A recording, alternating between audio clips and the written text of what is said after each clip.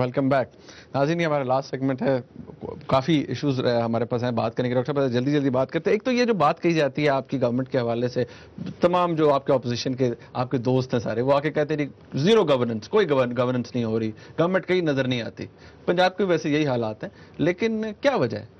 دیکھیں, سب سے پہلی بات یہ ہے کہ یہ ایک نیا تجربہ ہے کہ چاروں صوبوں میں کولیشن پارٹنرز ہیں, ڈیفرنٹ پولیٹیکل پارٹیز ان کولیشن بیٹھی ہوئی ہیں, اور سینٹرل گورنمنٹ ان کو ایک پالیسی گائیڈ لائن اور ایک روڈ میپ دیتی ہے. یہ پاکستان کی تاریخ میں پہلی دفعہ ہوا کہ آپ کی مختلف مینیفیسٹو رکھنے والی پولیٹیکل فورسز جو ہیں وہ اپنے اپنے ایجنڈے پہ کام کر رہی ہیں. اب وہاں امپلیمنٹیشن جو ہے وہ there are lot of reasons, لیکن میں جو سمجھتی ہوں کہ وہ گڈ گورننس کا کانسیپٹ کیوں نہیں آ رہا کہ جنرل پرویز مشرف صاحب نے سسٹم کے ساتھ ایک چھیڑخانی کی تھی, لوکل گورنمنٹ سسٹم لے کے آئے تھے. لوکل گورنمنٹ سسٹم کے اندر مجسٹریسی کا جو سسٹم تھا اس کو ختم کر کے اختیارات ناظمین کو دیے گئے.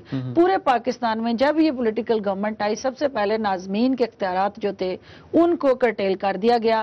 اب وہ سسٹم نہ تتر ہے نہ بٹیر ہے. اس وقت پتہ نہیں ہے کہ وہ جوڈیشل پاور یا مجسٹریسی کے جو اختیارات ہیں, جس میں آپ نے مہنگائی کے اگینسٹ چھاپے مارنے ہیں, جو ظہیر اندوز ہیں ان کو پکڑنا ہے, جو اوورآل آپ کی وہ لا اینڈ آرڈر کی سچویشن کو خراب کرتا ہے, آپ نے اس کو ٹھیک کرنا ہے. گورننس کے ایشوز ہیں یا نہیں, آپ مجھے اسٹیٹ یہ بتا دیں گا. جی, یہ ایشو ہے, اس لیے ہے کہ آپ کا جو پروونشل سسٹم ہے اس کے ساتھ جو آپ نے سیٹ اپ میں دیا سسٹم, لوکل گورنمنٹ سسٹم, وہ اس وقت پریکٹسنگ نہیں ہے. آپ کو ڈیسیژن کرنا ہے کہ اگر آپ نے یہ اختیارات ڈی سی اوز کو دینے ہیں تو وہ ناظم کے اختیارات کو آپ نے ختم کرنا ہے, تو آپ فل فلیشڈ ایک لیجسلیشن کر کے وہ اختیارات ان کو ٹرانسفر کر دیں. مجھے یہ بتائیے کہ بہت بات یعنی چیف ایگزیکٹو کا کانسیپٹ جو ہے نا وہ نظر نہیں آ رہا کہ صوبے کا جو چیف ایگزیکٹو ہے وہ کون ہے, وہ نہیں, اس کے اختیارات جو ہے نیچے ڈسٹرکٹس کے اندر ڈی سی او نے امپلیمنٹ کرنے ہیں, یا اس کے اختیارات جو ہیں وہ ڈسٹرکٹ ناظم نے امپلیمنٹ کرنے ہیں.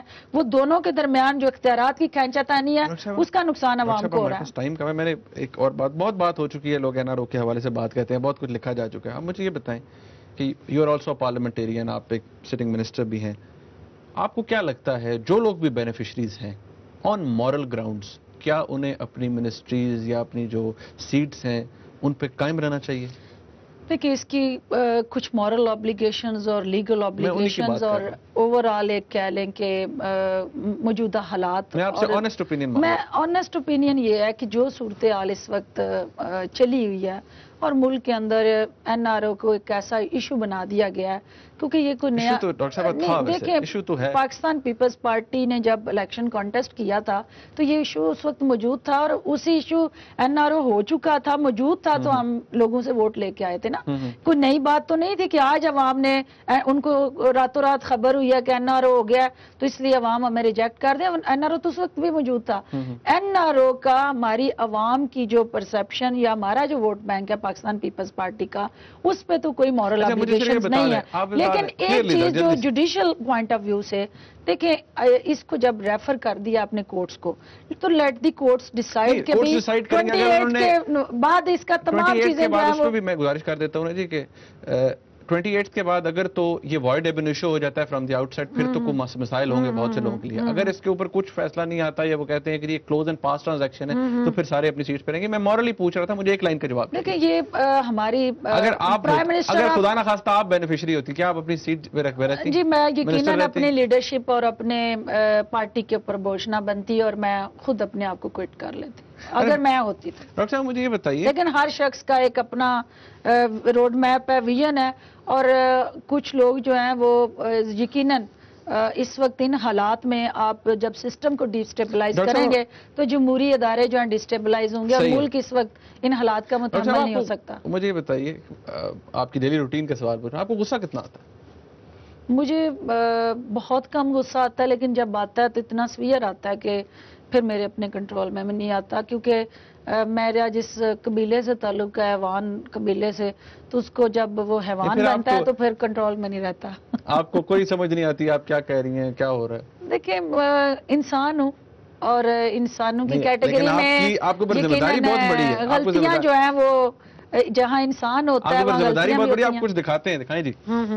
یہ ڈاکٹر صاحب دیکھیے ہر پارٹی کو اپنے اپنے گریبان میں جھانکنا پڑے گا کہ پی ایم ایل این کی، کیونکہ میرے بھائی نے تنقید کی ہے میری لیڈرشپ پہ، تو یہ میرا رائٹ ہے کہ میں ان سے یہ پوچھوں کہ اگر 63 ملین وہیں کے، پہلی بات یہ ہے اب یہ بند کر لے گا اپنا منہ تو میں آگے بولوں نا، اگر یہ بند نہیں ہوگی ابھی پھر 63 کے علاوہ وہ سیف الرحمان بغیرت کی اولاد کدھر گیا جس سیف الرحمان نے زرداری کے پاؤں میں پڑ کے وہ 63 ملین چلیں ہم نہیں میرے خیال سے اسی نے تمیز کے دائرے میں ڈاکٹر صاحبہ اب یہ جو کچھ اگر کوئی دیکھتا ہے نا تو وہ ایک دفعہ وہ کہتے ہیں نا انگلش میں اسپیل باؤنڈ ہو جاتا ہے، وہ اس لیے کیونکہ ایک طرف آپ ایک ڈاکٹر ہیں، پڑھی لکھی ہیں، ٹھیک ہے جی، اور ماشاءاللہ آپ کو اتنی ریپرزنٹیشن بھی ملی ہے، آپ ایک پارلیمنٹیرین بھی ہیں اور ایک منسٹر بھی ہیں۔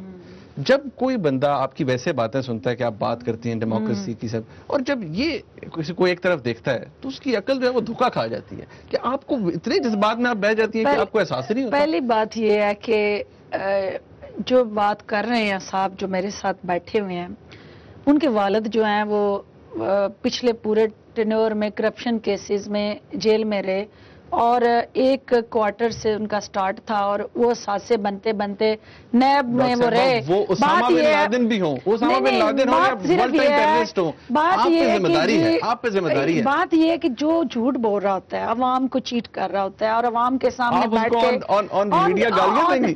نہیں اس کو آن میڈیا، یہ سیف الرحمان کا کردار کس کو نہیں پتا؟ ڈاکٹر صاحب پتہ ہے we have no love lost for him، ہمارا کوئی تعلق نہیں ہے، میں تو آپ سے پوچھ رہا ہوں۔ نہج پہ پہنچانے والا جو شخص ہے کہ وہ شخص اگر اس کے کریڈینشل اتنے اچھے تھے تو وہ زرداری صاحب کے پاؤں میں بیٹھ کے روتا رہا اور وہ اس کو ٹاولز دیتے رہے کہ آنسو صاف کریں، یہ آپ نے فرما دیا، لیکن آپ نے جو اس کے اندر کہا ہے وہ آپ نے کہا، آپ کو لگا کہ آپ نے غلط کہا؟ یہ بالکل شاید یہ میڈیا پہ کہنے والے لفظ نہیں ہیں اور عوام کے سامنے، گھروں میں تو آپ 100 باتیں کر دیتی ہیں نا، اور یہ میڈیا پہ کہنے والے لفظ نہیں ہے، لیکن میری پرابلم یہ ہے، میں نے جو پہلے آپ کو بتایا ہے کہ میں یا سچ ہے یا جھوٹ ہے، منافقت مجھے نہیں آتی۔ اگر ایک لفظوں کے انتخاب میں تو کوئی شائستگی برت سکتی ہیں آپ۔ ایک شخص اگر میرے ذہن کے اندر اس کا جو حق ہے اور جو گند میرے ذہن میں اس کے لیے ہے وہ ہر جگہ وہی ہے، میں اس کے لیے کوئی اچھے لفظ استعمال نہیں کر کر دیتی ہیں کہ آپ ایک ڈاکٹر ہیں، منسٹر ہیں، پارلیمنٹ لوگ دیکھ رہے ہیں، لائیو پروگرام چل رہا ہے۔ مجھے صرف اتنا پتا ہے کہ جو حقیقت ہے، جو سچ ہے، میں نے وہ کہنا ہے، اس کی قیمت جو بھی ادا کرنی پڑے میں